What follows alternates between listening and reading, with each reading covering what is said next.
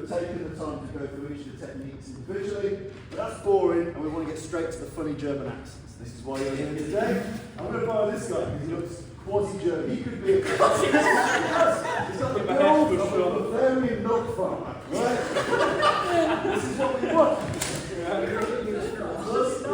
I'm chucking around the little people, they get blamed, they get victimised, all terrible. Right, so we're going to have a look at a little bit of a technique for that.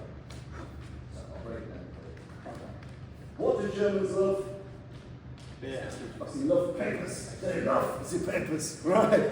So, you imagine you're an SOE agent. You've got slightly moving, slightly hooky papers, right? Not quite the right stamp, not quite the right seal. Yeah. That's French. Yeah, we don't want this going on. So, I've come up to my lovely Bavarian gentleman over here. Yeah, I've showed him the papers. Right, get to where you can see as well. Because he does not turn translucent, he is the paper at all times. Right? So, we've got our papers. Now the first rule is artifice. Yeah, you've got to trick people before you whack them.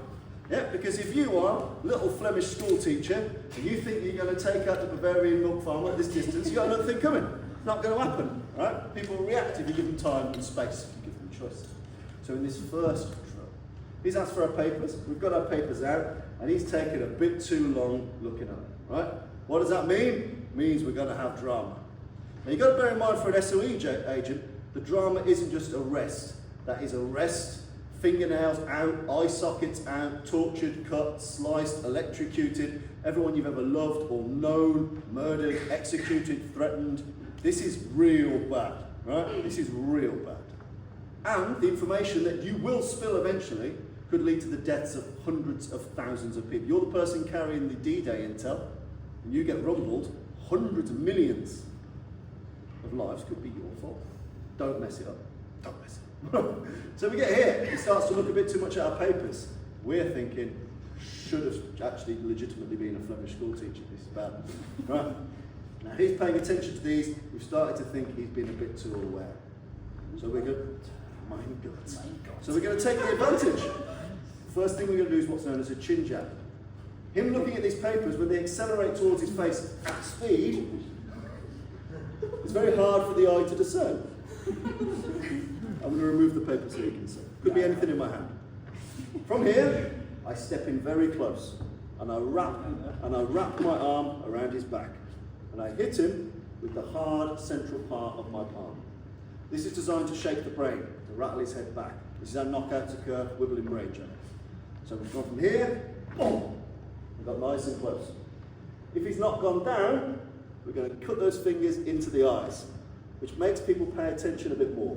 The main thing is I want his attention to be up here, right? When his attention's up here, I'm going to knee him twice in the groin, whilst maintaining this contact. Eins, boom, I'm not actually going to knee him in the groin. This brings him down a little bit. You've got to think, he's likely got a helmet on. So I have to hit him underneath the helmet. And if he bends like this, I can hit him behind the helmet with the Veggie hand blow. So what we're looking to do is we're looking to show us your papers, step in close and hit with the chin jab. If he's knocked unconscious from this, great. He's a wet lump of soup and you can leg it. If he's strong and he's had his milch, yeah, he's a big dude, he's not going down, the fingers to the eyes, we're going to drive that knee to the groin, once, twice, to break the structure. Once. Now you notice, it's not about an articulation of an arm. All of the mass hits in here. It's all of my body weight. It's never elbow power. It's all of my 19 stone on the back of his neck. 1, 2, 3, as many times as it takes. So the simple drill, take your time. Show your papers. Importantly, if I'm showing my papers from here, it's very difficult for me to achieve the attack, isn't it?